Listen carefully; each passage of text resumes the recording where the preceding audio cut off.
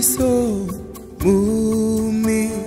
babaruye no mu rupfu rwiwe Imana yiyungiyemo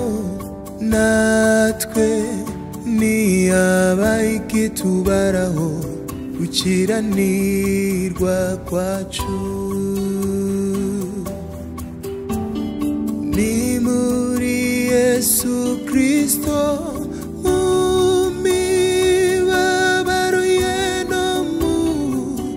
rupfu rwiwe Imana yiyungiyemo natwe niyabaye ikitubaraho gukiranirwa kwacu hashimwe Yesu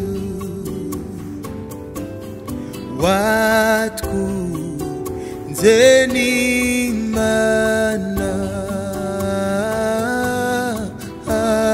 hashimwe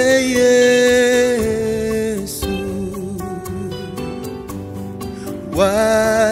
watwunze n'Imana utarigeze kumenya icyaha Imana yamuhinduye icyaha ku bwacu imutanga mu maboko y'abanyabyaha baramubamba asohoza ibyanditswe kuri we imutanga mu maboko y'abanyabyaha baramubamba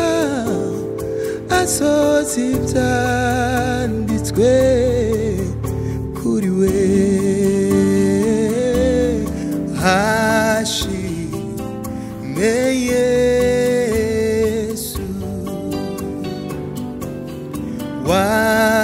watwunze n'Imana hashimwe Yesu watwunze n'Imana